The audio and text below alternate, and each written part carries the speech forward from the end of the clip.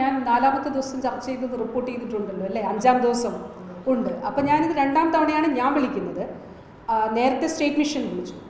അപ്പോൾ ഇതിൽ ബാക്കി ഇവർ പറയുന്ന മുഴുവൻ കാര്യങ്ങളോടും വളരെ അനുകൂലമായ നിലപാടാണ്. ഇതിലും അനുകൂലമായ നിലപാടാണ്.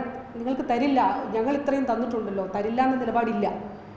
ഇപ്പോൾ കഴിഞ്ഞ ദിവസം ഒരു ആശാപ്രവർത്തകരുടെ ഒരു വിഷയം, ഇവിടെ സമരത്തിലുള്ള ഒരാളുടെ വിഷയം ഞാൻ ഇങ്ങനെ മീഡിയയിലൂടെ ഉണ്ടെന്ന് ഒരാളുടെ ശ്രദ്ധയെ എൻ്റെ ശ്രദ്ധപ്പെടുത്തിയപ്പോൾ ഞാൻ SHOയോട് ചോദിച്ചു, ഇൻഷുറൻസ് ഉണ്ടോ? സ്റ്റേറ്റ് ഇൻഷുറൻസ് ഉണ്ട്, സ്റ്റേറ്റ് ഇൻഷുറൻസ് ഉണ്ട്, കാസ്പിൽ ഉൾപ്പെട്ടിട്ടുള്ള വ്യക്തിയാണ്. അപ്പോൾ ഇത് ഒരു കൺസേൺ ഉള്ള ഗവൺമെൻറ്റാണ് കേരളത്തിലുള്ളത്. അങ്ങനെ അല്ലാതെ എന്ത് പ്രചരണങ്ങൾ നടക്കുന്നുണ്ടാവാം, പക്ഷെ നമ്മുടെ സത്യം ഇതാണ്, യാഥാർത്ഥ്യം ഇതാണ്.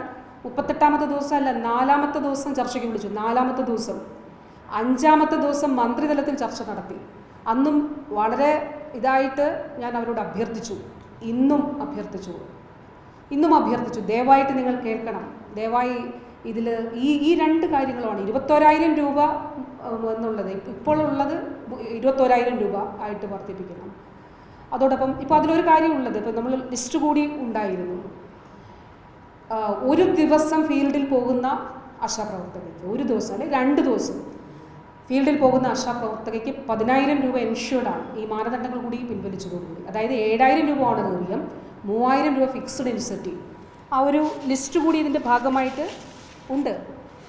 ഇതിൽ ഓരോരുത്തരുടെയും പേര് പറഞ്ഞ് ഞാൻ ഈ പച്ച മാർക്ക് ചെയ്തതെല്ലാം അതിൽ കാണാനായിട്ട് കഴിയും. ഞാൻ വ്യക്തിപരമായിട്ടുള്ള അവരോട് ഞാൻ ഈ കാര്യങ്ങൾ പറഞ്ഞു. ഇന്ന വ്യക്തിക്ക് ഇത്രയുമാണ് അവർ ബോധ്യപ്പെട്ടിട്ടുള്ള കാര്യമാണ്.